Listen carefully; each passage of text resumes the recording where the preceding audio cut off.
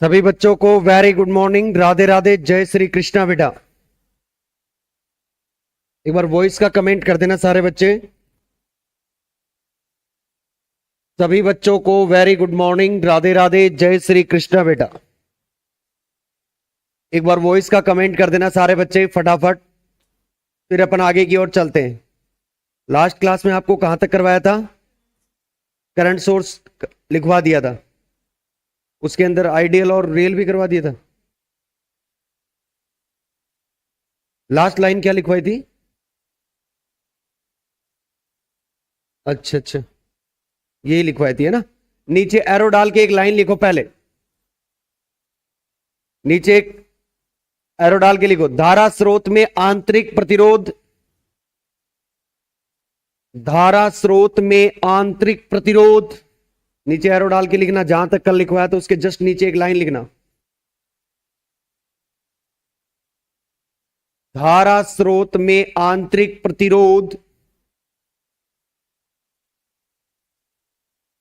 समांतर क्रम में जुड़ा होता है। धारा स्रोत में आंतरिक प्रतिरोध समांतर क्रम में जुड़ा होता है। फिर लाइन छोड़ के फिर एरो डाल के लिखो, आंतरिक प्रतिरोध के आधार पर, आंतरिक प्रतिरोध के आधार पर धारा स्रोत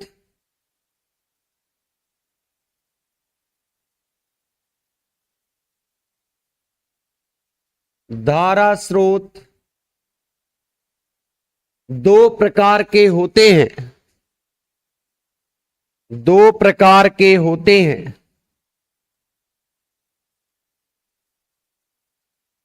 दो प्रकार के होते हैं।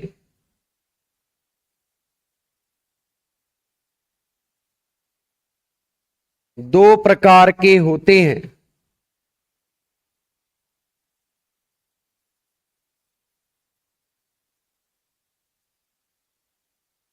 एक आदर्श धारा स्रोत और एक वास्तविक धारा स्रोत।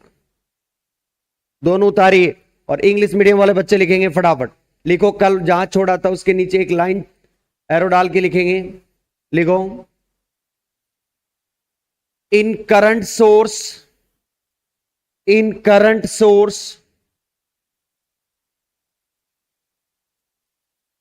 Internal resistance, internal resistance is connected,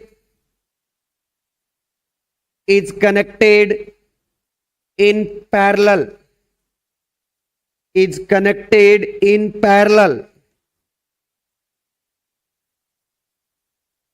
second arrow डाल के लिखें, on the basis of internal resistance, on the basis of internal resistance। तीन लाइन छोड़ के, दो लाइन छोड़ के ये उतार लो, दोनों ना सेम ही है, बाद में लिखवा देंगे। on the basis of internal resistance current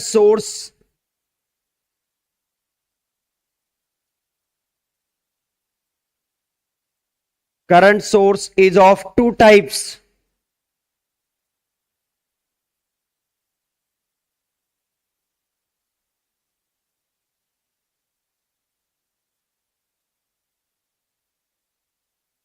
कैसे लेट कैसे चलती है गाड़ी?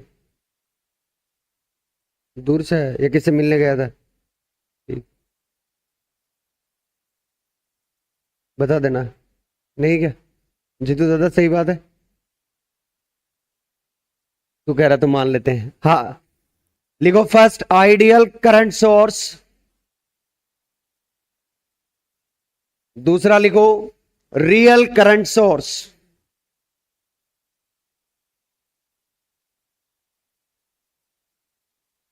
क्लियर है? पहली हेडिंग डालो, ideal current source, ideal current source. और सारे के सारे बच्चे बोर्ड पे आ जाओ। 3 लाइन छोड़ देना, 3 या 4, ठीक है ना, उसके बाद आपको करवा दे, लास्ट में जाते हुए लिखवा देंगे ना।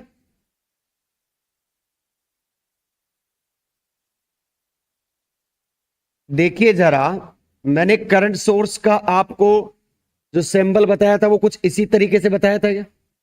ठीक, इसमें मैंने तुम्हें पर्टिकुलर लिखवा दिया है पहले ही कि इसका जो आंतरिक प्रतिरोध है वो कहां जुड़ा हुआ होगा, इंटरनल रेजिस्टेंस कहां कनेक्टेड होगा, पैरेलल में, समांतर क्रम में, मैंने बताया ना, अभी लाइन लिखवाई।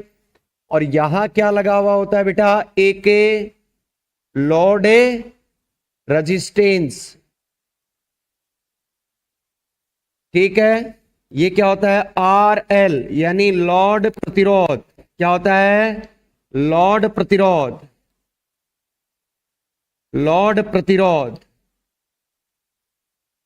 Load resistance. और ये क्या होता है, एक धारा स्रोत। क्या होता है, एक धारा स्रोत, यानी करंट सोर्स। अब एक चीज ध्यान से सुनना सारे बच्चे, ध्यान से सुनिए, इसमें जो करंट आएगी वो कौन सी होगी, आई एस, आई एस। अब मुझे एक तरीके से एक बात बताना जरा तुम,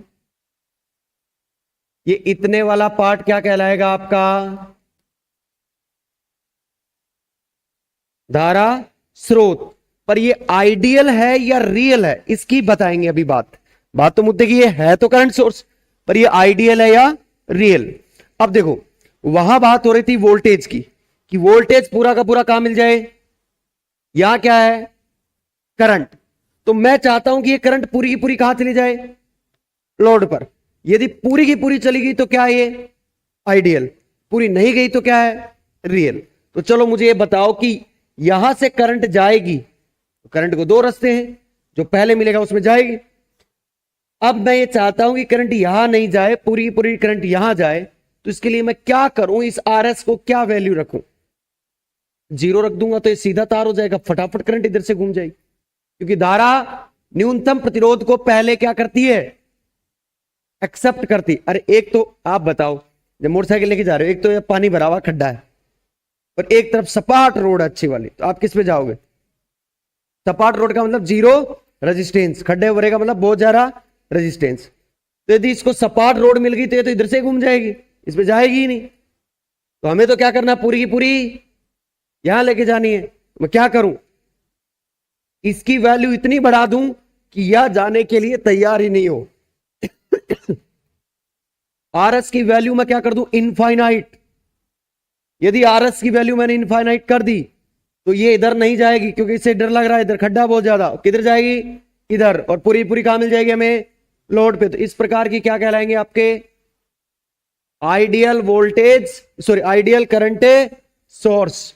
तो यहां क्या लिखोगे, आरएस की वैल्यू क्या होनी चाहिए, इनफाइनाइट, यानी अनंत होनी चाहिए। बताओ दिक्कत है कोई, समझ में आई बात। चलो तो पहले एक काम करें, इंग्लिश मीडियम वाले लिखिए, उसके नीचे डायग्राम बनाएंगे। लिखो पहले इंग्लिश मीडियम वाले, आइडियल करंट सोर्स में लिखना, current source, current source which is having infinite value of, current source which is having infinite value of internal parallel resistance।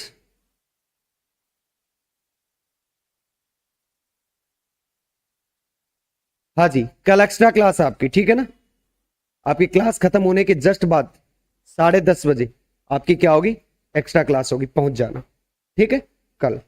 तो हाँ, having infinite value of internal parallel resistance is called ideal current source, ideal current source.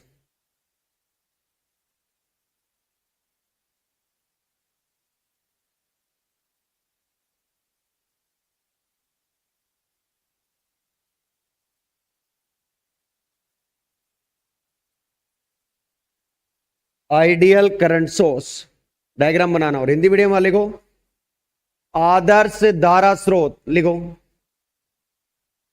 वह धारा स्रोत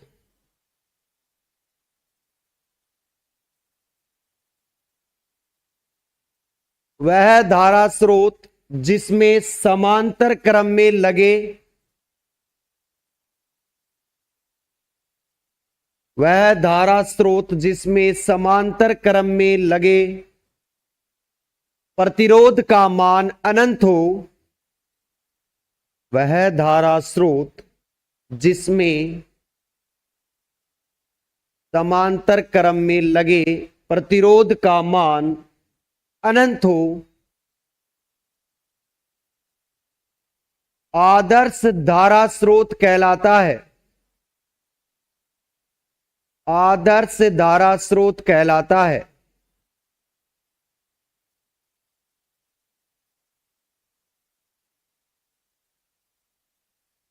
diagram बना लेना और एक arrow डाल के एक लाइन देखना। यहां आरएस को संट प्रतिरोध भी कहते हैं। ध्यान रखना, कई बार पैरेलल में जो रेजिस्टेंस लगा होगा मैं उसको क्या वर्ड यूज करूंगा, संट प्रतिरोध। दोबारा सुना, आपने भी 11th 12th क्लास में सुना होगा, यहां संट प्रतिरोध लगा है। और वो देखना कभी सीरीज में नहीं हुआ, कहां था वो, पैरेलल में। तो मैं अभी से बता दूं, कई बार मैं जगह पैरेलल में रेजिस्टेंस लगा हो उसको मैं क्या यूज में लूंगा, संट प्रतिरोध। तो आपको भी क्या लेना है, वो संट प्रतिरोध ही बोलना उसको। क्लियर? तो नीचे एक लाइन लिख देना, यहां आरएस को संट प्रतिरोध भी कहते। इंग्लिश में लिखो, here RS is also known as shunt resistance.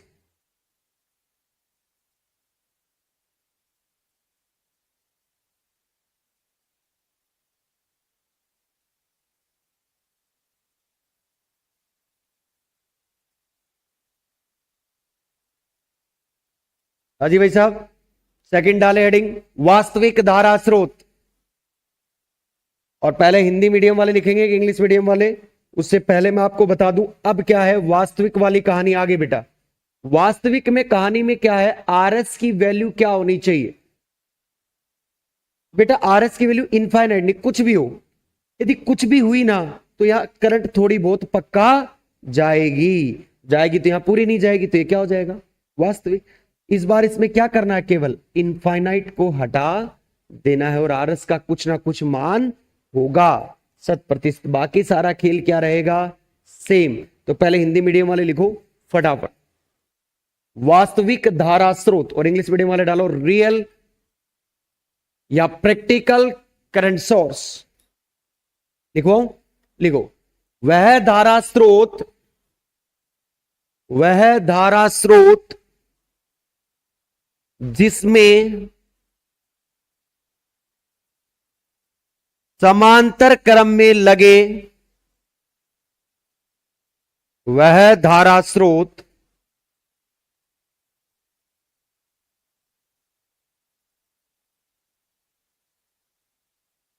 दोस्त है क्या तेरा, सारे दोस्तों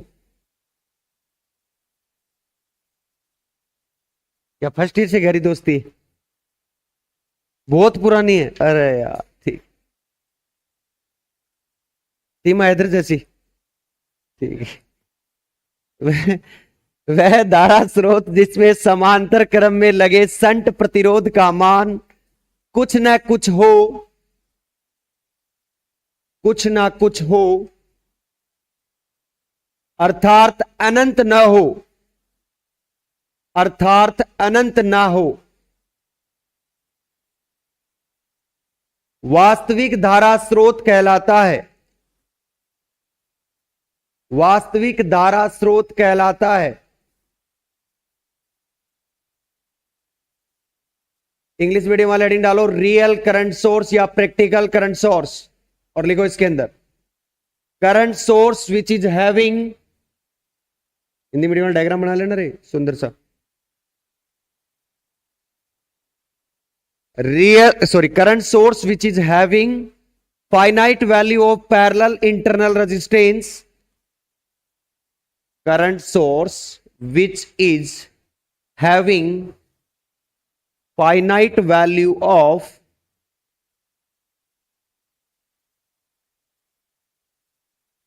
parallel internal resistance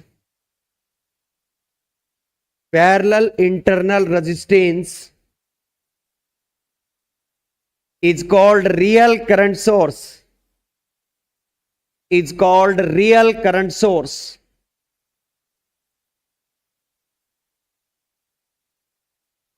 गुड़िया कॉपी बचा रही है क्या? तो पैरेलल के निशान को ऐसे कैसे लिख रही है? घर वालों की कॉपी बचा रही है। चल ठीक। हाँ, डायग्राम बनाओ फटाफट। आप हिंदी मीडियम से हो इंग्लिश मीडियम से? हिंदी। थोड़ा सा टाइम रुक जाओ, फिर नई डेफिनेशन के बाद लिख लेना ना।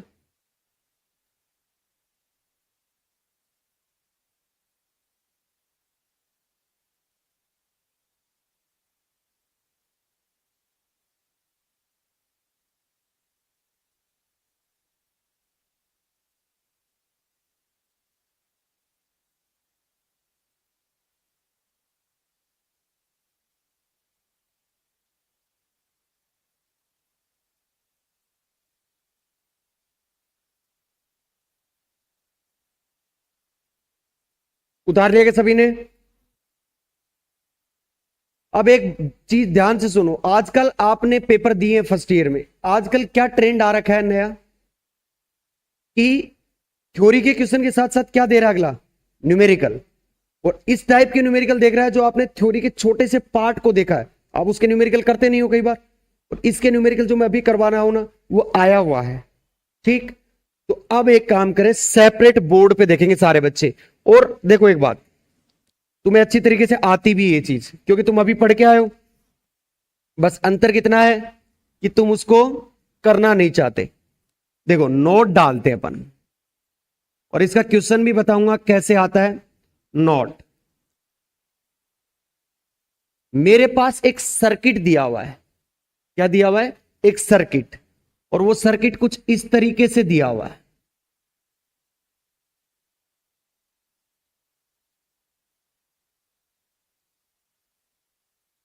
ई क्या लिखते हैं? मैंने तुम्हें कहा प्लस और माइनस लिखते हैं ना, मैंने तुम्हें सारी चीजें बताई हैं। इसके यहां पे क्या लगा रहता है? एक वोल्टेज स्रोत है ना बेटा। वोल्टेज स्रोत के हमेशा आरएस क्या मिलेगा? श्रेणी क्रम में, सीरीज में मिलेगा। इसमें जो करंट बह रही है उसको मैंने क्या कंसीडर किया? आई। कोई दिक्कत वाली बात? अब आओ, यहां क्या लगा रहता है? लोड। क्या रहता है? लोड। उससे तुम्हें कोई मतलब नहीं, लोड कुछ भी हो सकता है, एक्स वाई जेड। अब इसको मैं कन्वर्ट करूंगा, ये क्या है आप मुझे बताओगे तो मैं इसके नीचे क्या लिखूंगा? वोल्टता स्रोत, यानी वोल्टेज सोर्स। अब मुझे इसे इंप्लीमेंट करना है किसमें? करंट सोर्स में। क्या मैं करंट सोर्स से वोल्टेज सोर्स में जाऊं और मैं वोल्टेज सोर्स से करंट सोर्स में जाऊं, वाइस वर्सा, दोनों में? समझ रहे हो? आप कोचिंग से कोचिंग, घर से कोचिंग, घर भी जा सकते हो आप, और कोचिंग से घर जा ही रहे हो और घर से कोचिंग आ ही रहे हो। सहारा किसका ले रहे हो? बस का, चल के या किसी से। तो आपका एक बीच का जो साधन है उसको इस्तेमाल करके अपन करंट से वोल्टेज और वोल्टेज से करंट। तो है क्या? देखो सारे बच्चे, इंपॉर्टेंट बात है भाई, ध्यान सुन लेना। ये छोटी छोटी बातें आपको लगी रही होंगी ऐसे, ये मास्टर ऐसे ही कर रहा है, छोटी छोटी बातें दे, 5-10 दिन गोली दे रहा है ऐसे कर करके। ठीक है, ले फीस जमा करवा दे। फीस जमा कराने वाली बात नहीं है, अपनी फीस इतनी है ही नहीं कि अफोर्डेबल ना हो। आप मान लो दे के भी आ गए तो ऐसे मान लेना जीटी एक दिन पिज्जा खा के आ गए अपने दोस्तों के साथ, गया है क्या? तो फिर काहे की दोस्ती है? पिज्जा तो खाना चाहिए आदमी को। इधर आ, अब देख, इस वोल्टेज सोर्स की जगह मैं क्या लगा दूं? Current source. करंट सोर्स ये लगा दी, ठीक। और करंट सोर्स के हमेशा आंतरिक प्रतिरोध कहां लगेगा? तो ये जो वाला आंतरिक प्रतिरोध आपको दिया रहेगा, ये वाला, मान लो मैं इसका वैल्यू दे देता हूं आर। क्या दे दो इसकी वैल्यू? आर। तो अब ये आर कहां आ जाएगा? इसके पैरेलल में। आर तो आ गया बेटा पैरेलल में। आर की मुद्दे की बात नहीं है, मुद्दे की है कि इस ई को आई में कैसे कन्वर्ट करें। मेन बात तो है। तो मैं क्या देखो साइड में लिखता हूं, इस परिपथ में कौन सी धारा प्रवाहित हो रही है। ऊपर आपको देखा हो तो मैंने क्या लिखा है, देखो क्या लिखा हुआ है, आई। तो एक लाइन लिखते हैं अपन, इस परिपथ में प्रवाहित धारा आई है। क्या लिखोगे? यहां लिखना इस परिपथ के बारे में, इस परिपथ में प्रवाहित धारा क्या है? आई है। जो इस सर्किट में करंट फ्लो हो रही है वो कौन सी है? आई है। तो एक बात बताओ, तो क्या आप ये formula V equal to I R, V को अपन E भी लिखते हैं, E लिखा हुआ ना यहाँ। क्या लिखते हो? आई आर, मैंने बताया भी था V equal to I R, फिर भी पढ़ाएंगे ओम का नियम वगैरह वगैरह, ठीक है ना, सारी चीज। तो आप यहां से I की वैल्यू निकालनी हो तो क्या करोगे? E अपॉन आर कर सकते हो क्या? इसका मतलब आपके पास डायरेक्ट हो गई कि मैं यहां पे क्या लिख दूं, I is equal to E upon R. तो यानी आपको कोई भी क्या दिया हुआ हो, वोल्टेज सोर्स, उसकी वैल्यू दी हुई होगी, इंटरनल रेजिस्टेंस की वैल्यू दी होगी, ई के नीचे आर का भाग लगा देना, वो तो यहां आ जाएगा, और जो ये आर लगा हुआ है वो कहां जाएगा?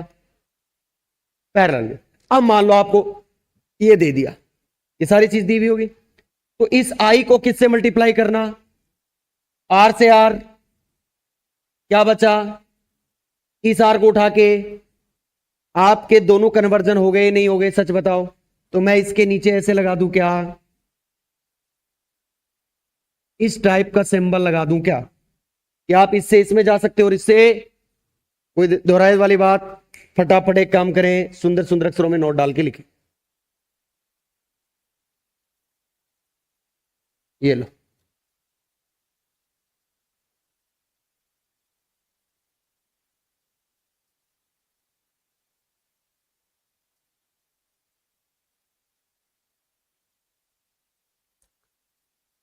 शोभित के महिमा है।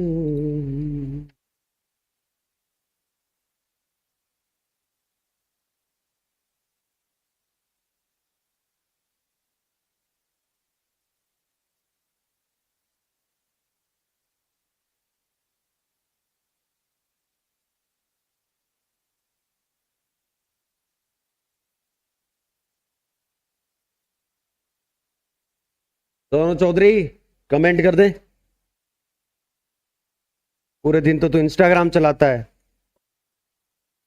और गाना भी खतरनाक, यार तेरा बेरोजगार। बताओ, तो अभी तो बेरोजगार ही रहेगा तू।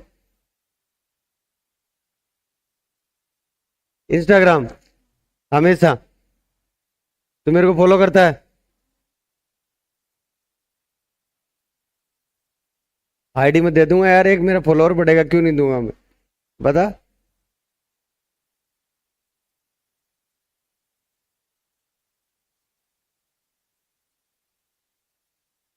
फिर तुम्हारे डेली डेली मैसेज आएंगे, क्यों सर 12 बज गए, ऑनलाइन हैं?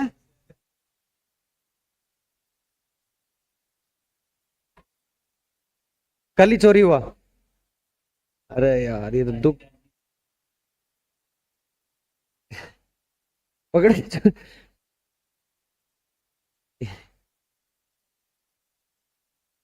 और इतने में दे दिया तूने phone.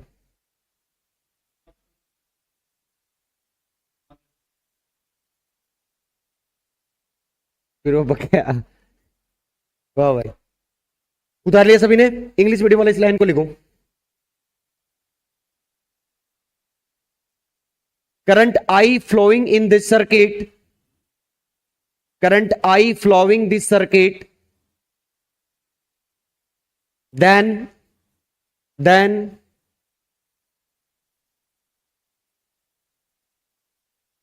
V is equal to E is equal to IR,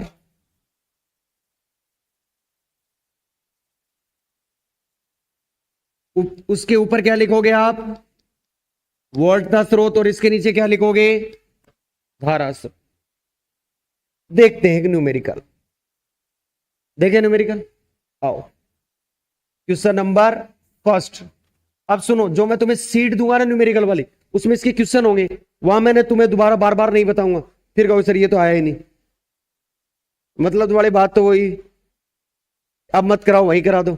इसलिए करवा रहा हूं कि जब आप सीट सोल्व करो ना, तब आपको कोई दिक्कत है ना आए, और सीट सोल्व करनी है तो ज्यादा भारी भरकम काम नहीं है। ठीक, आओ तो देखो, एक सर्किट दिया, सबसे पहले क्वेश्चन लिखिए,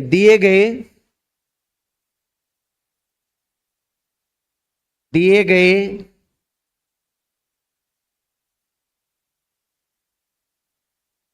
वोल्टता, या दिए गए परिपथ लिख लो,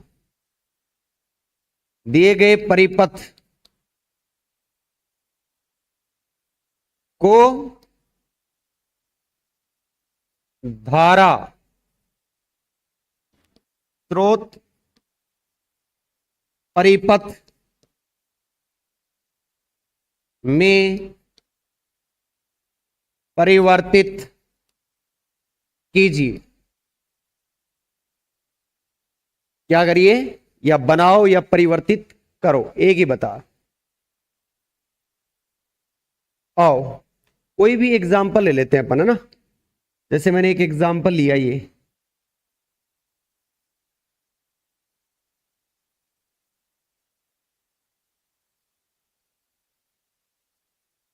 यहां मैं क्या ले लेता हूं इसको, 30 वोल्ट।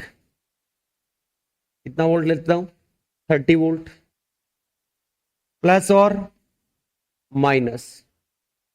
ये इंटरनल रेजिस्टेंस RS की वैल्यू मैं ले लेता हूं कितनी? 15 ओम। कितनी ले लेता हूं? 15 ओम। अब ये क्या, एक धारा स्रोत, धारा सॉरी वोल्टता स्रोत, वोल्टेज सोर्स, वोल्टता स्रोत। अब मुझे एक चीज बताइए, मुझे इसे किस में कन्वर्ट करना है? धारा स्रोत में। क्या लिखोगे यहां? आंसर। और हमेशा याद रखना, मैं जो अभी करवा रहा हूं ना, ऐसे ही लिखना है। सबसे पहले कोई भी न्यूमेरिकल आए यहां क्या लिखोगे? यहां, हियर। यहां क्या क्या चीज आपके सामने है? क्या ई की वैल्यू क्या आपके सामने? 30 वोल्ट। और क्या क्या चीज दी हुई है तुम्हें? आर की वैल्यू कितनी दे रखी है? 15 ओम, 15 ओम। और क्या दे रखा है? बस यही चीज है। तो यहां ई है। अब किसके नियम में? तो परिपथ में, परिपथ में धारा आई प्रवाहित है। कौन सी परिपथ में धारा? आई प्रवाहित है। अब परिपथ में धारा आई प्रवाहित है तो क्या होगा? तो ओम के नियमानुसार, देखो इतना करने की जरूरत नहीं, बट क्या अपन थोड़ी सी लैंग्वेज, अच्छी लैंग्वेज बनाने की कोशिश कर रहे हैं, ताकि मास्टर को क्या लगे ये बच्चा पढ़ के आया है। ओम के नियमानुसार, ओम के नियम के अनुसार क्या लिखोगे? I is equal to E upon R. E कितना है? 30। ये कितना है? 15। कितना आया भैया? तो डायमेंशन क्या होगी इसकी? एम्पियर। डायमेंशन जरूर लिखनी है आंसर में, जब भी आप न्यूमेरिकल करो डायमेंशन जरूर लिखोगे। तो अब इसका कैसे कन्वर्टेबल हो गए? ये लो करंट है सोर्स, यहां जो इंटरनल रेजिस्टेंस लगा वो कहां लगेगा? यहां। कितना था? 15 ओम। ये लो, यहां पे कितना आएगा? 2 एम्पियर। किसमें कन्वर्ट हो गए? धारा। आप ऐसे कैसे कोई भी सर्किट आ जाए उसको कन्वर्ट कर सकते हो ना। तो क्वेश्चन आए कि एक धारा स्रोत को वोल्टता स्रोत में परिवर्तित कैसे किया जाता है, उदाहरण सहित समझाइए। अब समझा सकते हो। या फिर ऐसे आए, एक धारा स्रोत को वोल्टा स्रोत में कैसे परिवर्तित किया जाता है, उदाहरण सहित समझाइए। यानी आपको कन्वर्ट करना है एक current source to voltage source और एक voltage source to current source with example, तो आप ऐसे कर सकते हैं। फटाफट उतारिएगा इसको, फिर आगे चलेंगे। क्यों भाई जीतू दादा, सही है, तो फटाफट उतार ले भाई।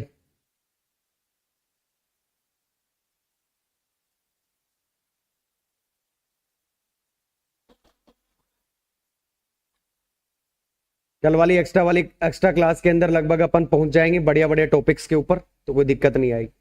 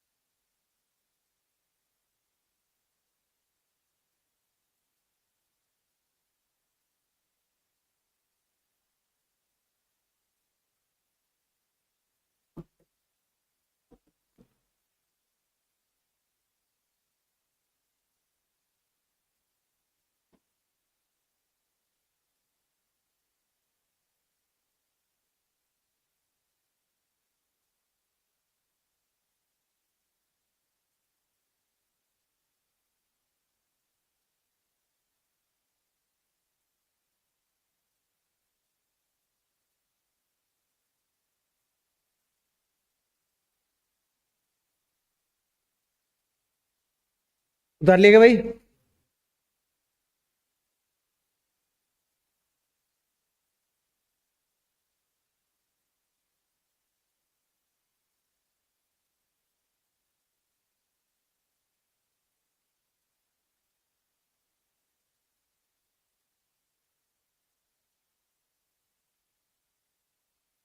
सौरभ समझ में आ रहा है ना, पक्का बता देना, गुड़िया समझ में आ रहा, जीतू दादा।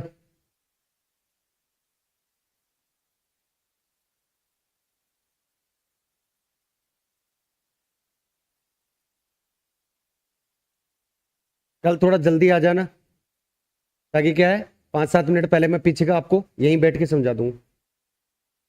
हाँ, कितने, मैं तो 7 बजे आ जाता हूँ।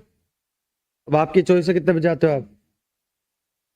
मैं तो प्रैक्टिस कर रहा हूँ सुबह 7 बजे आने की, कभी 7:05 पे पहुंचता हूँ, कभी 7:08 पे पहुंचता हूँ, कभी 7:15 पे।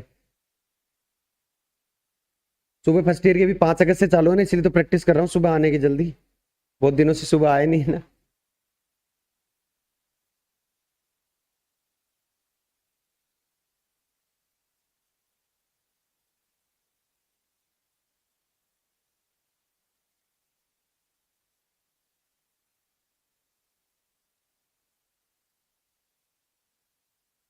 उतार लो फटाफट।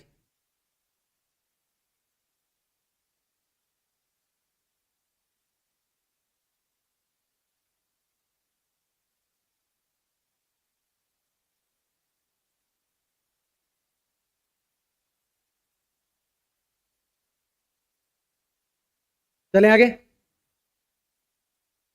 अब देखो, अब आप अच्छी तरीके से लिखना स्टार्ट कर दो, आपके समझ में आएगा, क्योंकि 11th-12th का पार्ट है। अब कुछ छोटी छोटी डेफिनेशंस और हैं जिनको अपन करने जा रहे हैं, ठीक। ये सारी की सारी डेफिनेशंस आगे मैं काम में लूंगा, पहले बोल रहा हूं। कल की एक्स्ट्रा क्लास में तुम्हारी सारी चीजें काम में आ जाएंगी जो मैंने पीछे पढ़ाई, ठीक।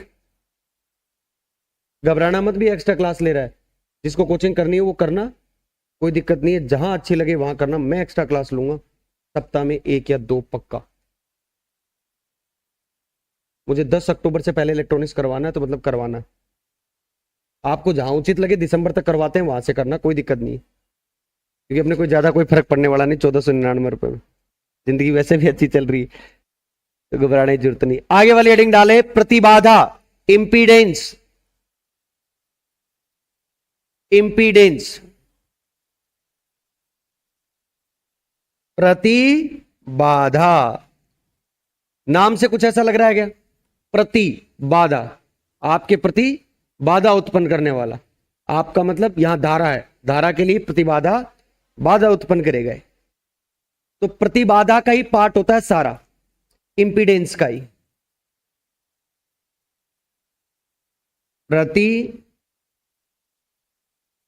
बाधा यानी इंपीडेंस। अब ये इंपीडेंस वर्ड है को हमेशा आप किससे लिखोगे?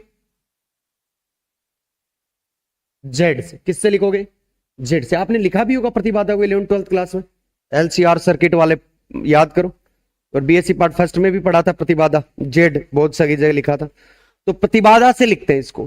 पर प्रतिबाधा का मतलब देखो, प्रतिबाधा का मतलब क्या होता है देखो। प्रतिबाधा बहुत बेसिक से पढ़ा रहा हूं भाई। प्रतिबाधा में एक होता है प्रतिरोध, आपने देखा होगा क्या होता है? प्रतिरोध, रेजिस्टेंस आर, रियल वाला पार्ट जिसको बोलते हैं।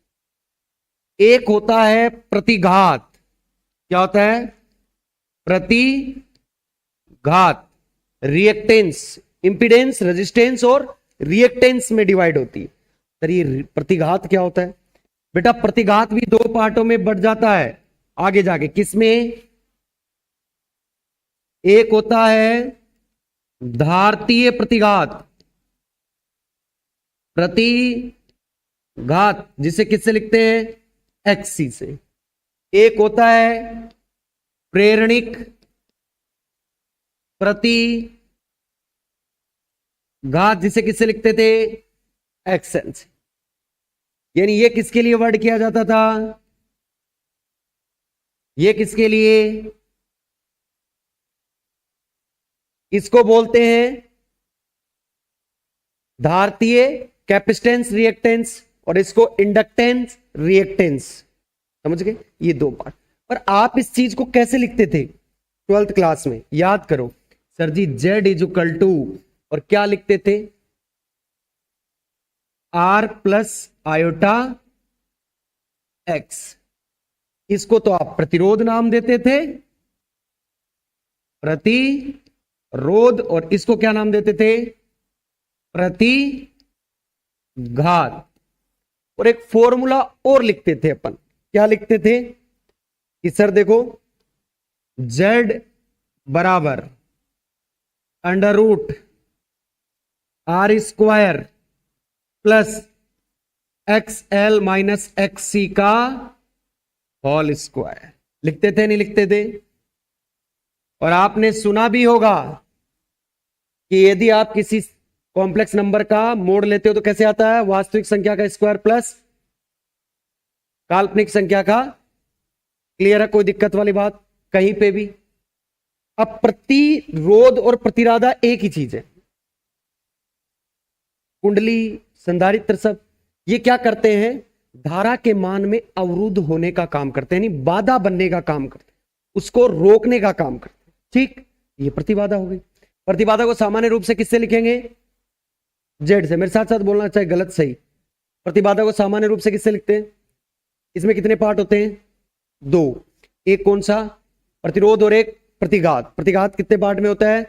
एक प्रेरणिक और एक धारती, यानी एक रिएक्टेंस कैपेसिटेंस रिएक्टेंस और एक इंडक्टेंस रिएक्टेंस। कोई दिक्कत वाली बात?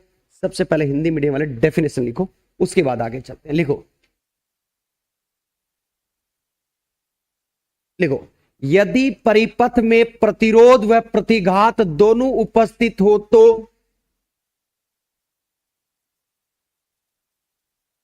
यदि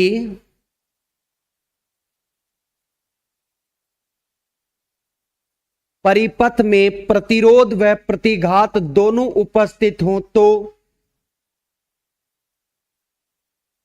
दोनों उपस्थित हो तो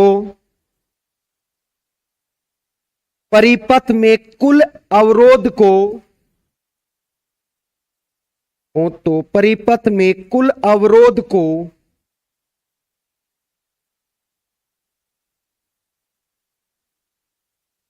प्रतिबाधा, प्रतिबाधा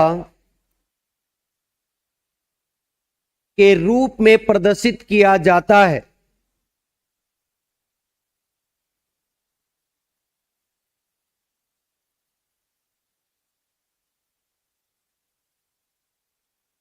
एरो डाल के नीचे लाइन लिखना।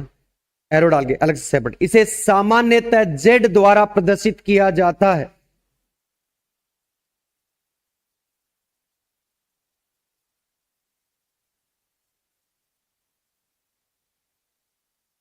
बनाना रे हिंदी मीडियम वाले, इंग्लिश मीडियम वाले लिखो इंपीडेंस। लिखो if resistance and reactance,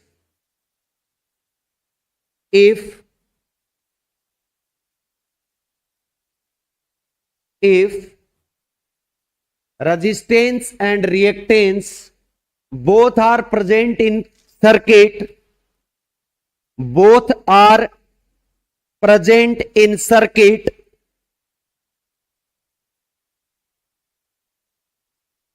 then total obstruction in flow of the current, then total obstruction in flow of the current is called impedance। नीचे पैराग्राफ चेंज करके एक जनरल लाइन लिखें, it is generally represent by Z, it is generally represent by Z.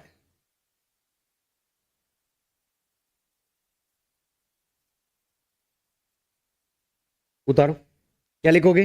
Impedance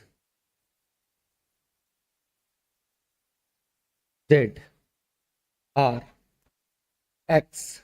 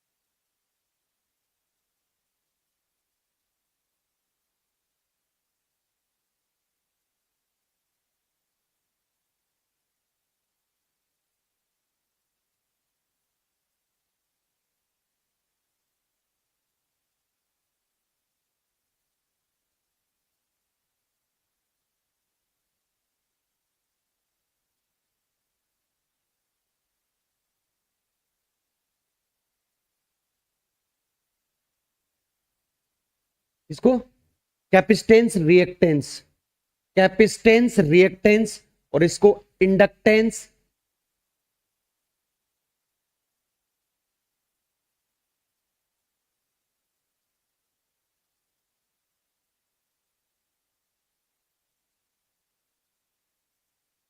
उतार लिया Hindi medium वालों ने?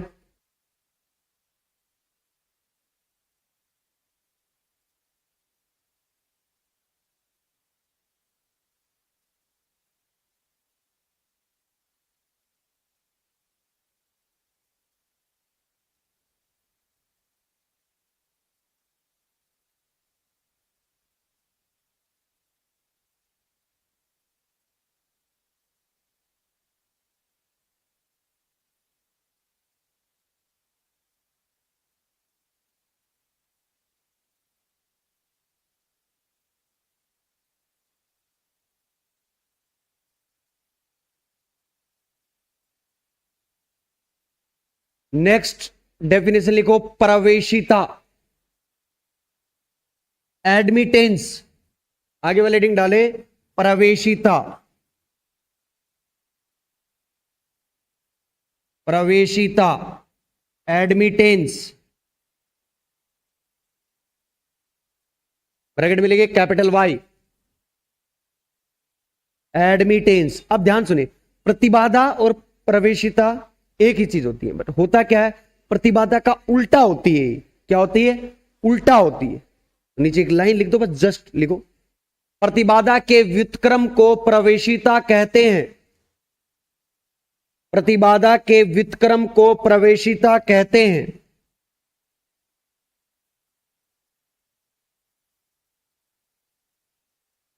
प्रतिबाधा के व्युत्क्रम को प्रवेशिता कहते हैं।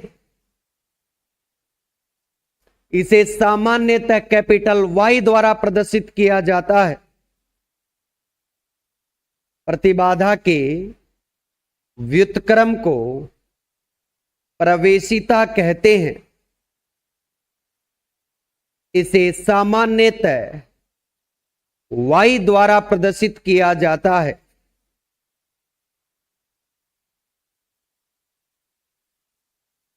इंग्लिश में लिखो admittance, inverse of impedance,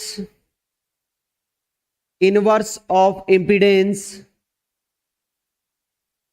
is called admittance, is called admittance.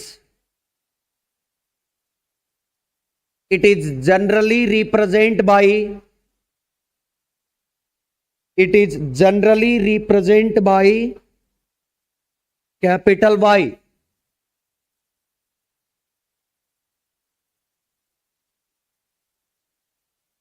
It is generally represent by capital Y. अब ध्यान से सुनिएगा, कल की जो 8 से 9 वाली क्लास है वो तो है ही है, उसमें कोई चेंजमेंट नहीं है।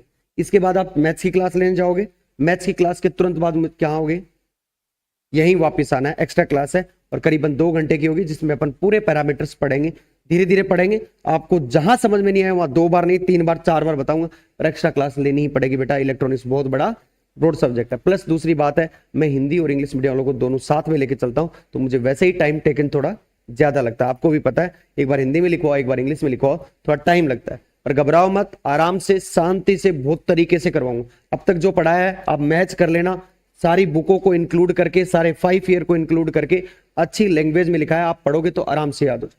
ठीक है, आज के लिए राधे राधे, बाकी कल सुबह 8 बजे मिलते हैं। जय श्री कृष्ण।